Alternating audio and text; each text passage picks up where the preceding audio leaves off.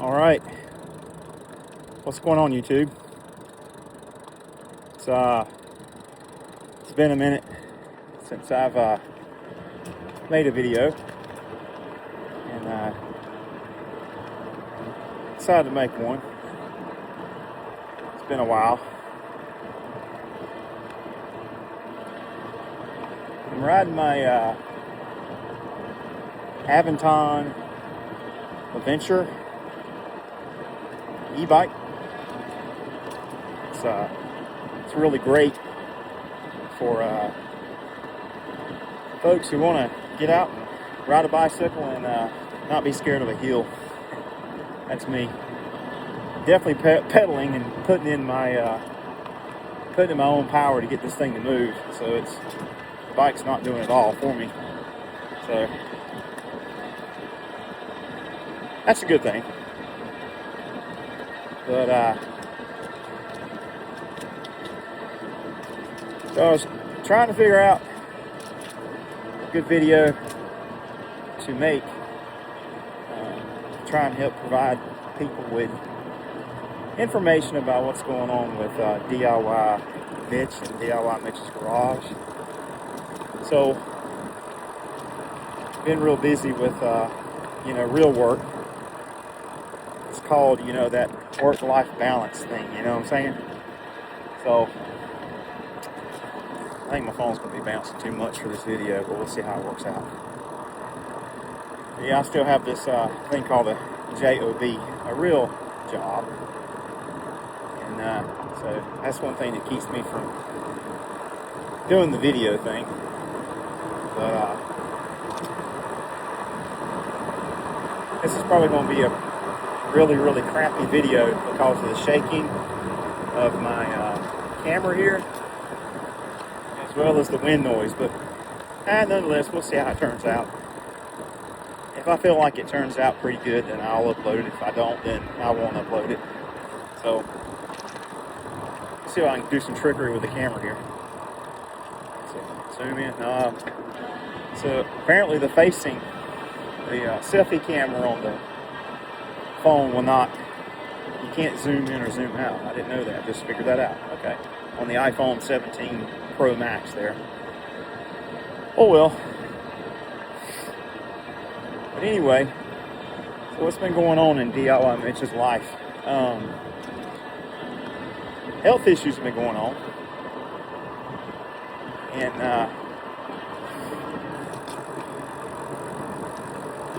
so I guess it's a couple of years ago, around about the end of COVID, I started having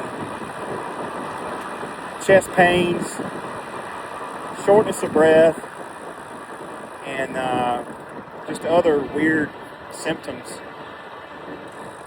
And I've got a video. And I'll link it down here, or I'll put it in the video. But I got a video where I went to the emergency room, and that first time they didn't find anything wrong. So I kept on having, light chest pain. It wasn't really like really bad pain. I have a real high tolerance for pain, so I was having chest pains and shortness of breath, dizziness. Felt like I was going to pass out sometimes. Then my heart felt like it was going to fly out of my chest, and basically I was having palpitations, and I still have that to this day. But went to the emergency room a second time with chest pain, and got in there. They immediately put me into a room, and they hooked me up to the EKG. So I'm sitting there on the bed, the machine's behind me. I really can't see what the thing's doing. So the PA comes in, the nurse comes in, the doctor comes in, my wife's sitting there looking at it, and they're just staring at the thing like, yeah, he's got a problem. I'm like, oh, well, please do tell. What? Am I dying? What's going on? And PA says, oh, you have PVCs. I'm like, what do you mean PVCs? I have no idea what a PVC is other than a piece of pipe or some kind of plastic. They said, oh no, it stands for premature ventricular contractions. I'm like, oh great, okay, what does this mean? Well, it means your heart is beating irregular. It's got like an extra beat. Sometimes it misses a beat. It's just doing all kinds of wild stuff. Like, okay, great. So, one thing leads to another. They make I get an appointment to go see my cardiologist. They put me on this thing called metoprolol. LOL, it's a LOL medication for, heart failure and that kind of thing. And so I go see my cardiologist, puts me on that beta blocker, metoprolol, whatever you want to call it. And puts me on a 72-hour heart monitor, take it home, continue my normal activity, do all this and that while I wear this heart monitor so they can get a longer baseline of my heart, my heart, what it's doing when I have normal activity. So I did that. A couple weeks later, I was back at the cardiologist. He said, yeah, it shows you have a 32% burden PVCs, which basically means I've got 30% of PVCs for a given time frame of when your heart normally beats. A normal rhythm. So 32% of normal rhythm, however long they take the sample for, I've got 32% of those are PVCs. So, and the kicker is, the wildest thing that was a tip-off that there was a problem was this right here, my iWatch. So when you're having these PVCs, your iWatch cannot get a good, they call it ECGs, but it's the same thing, EKG. And the iWatch cannot tell you you're having a, atrial fibrillation or PVCs, but it can tell you that there's just something wrong with your heart rhythm, and if you're feeling bad, you can go see a doctor. So that's pretty much what I did. So then, let's see, second trip to the cardiologist, they give me another take-home heart monitor, stick it on, say, do this for another 72 hours, we want to get another, thing of your heart. So, hang on here.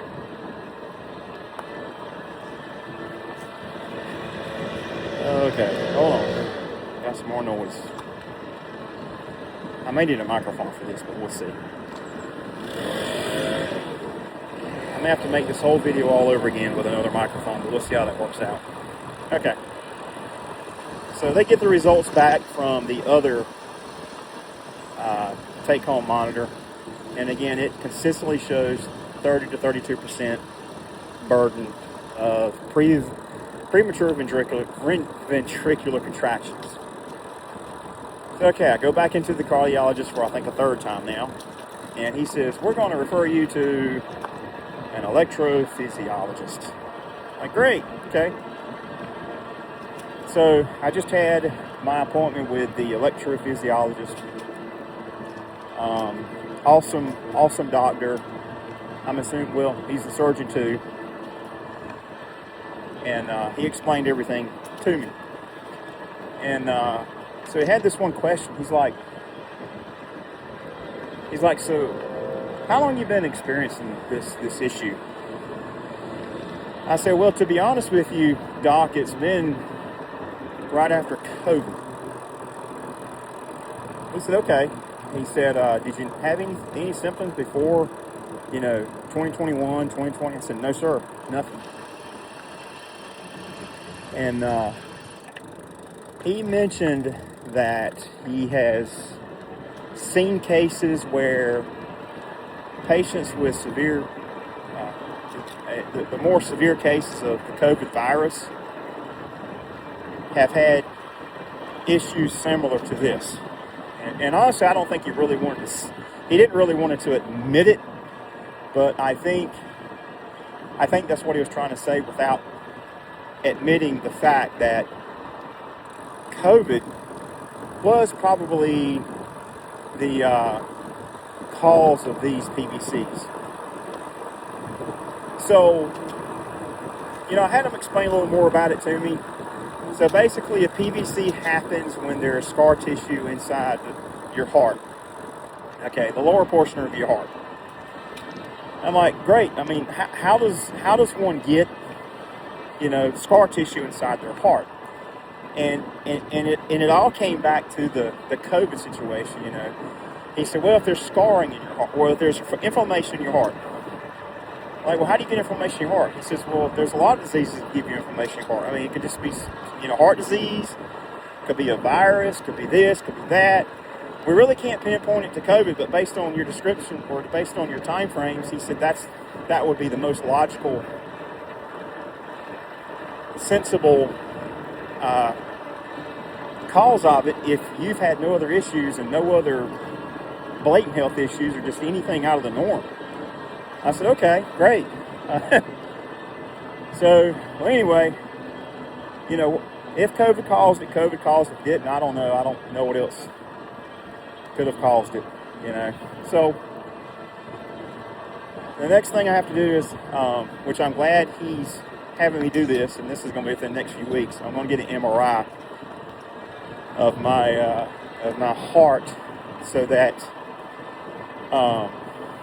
they can. He wanted to look and just make sure that if what he thinks is true about the scar tissue, which there's no doubt there's going to be scar tissue in my heart, he wants to verify exactly where it's at, and so that way he's not, when he does do the ablation, he's not going in blindly, right? Which I totally 100% agree with his course of action. So, PVCs are not immediately life-threatening. It could cause heart damage, because it's a chronic situation, over many years. So, I'm 56. It's like, it could be the difference between, I guess, living, to the ripe old age of 100 or whatever I could live to, or, say 70, 65. I don't know. But PVCs is definitely something that could damage your heart over time. So, and not to mention the fact you'll have less cardiovascular function in your body, right? If your heart's not beating to its fullest potential, if there's something a little wrong going on, you're going to have limited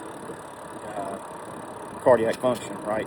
So, and I can already tell that, just in my daily activity, riding a bicycle, running, walking, doing normal exercise is very tiresome. And so I think that's one reason why I ended up getting an e-bike, because I noticed I couldn't ride my normally, non-e-bike as much as I used to. And I started noticing that before I really noticed I had PVCs, right? So, but I'm not really out of breath right now.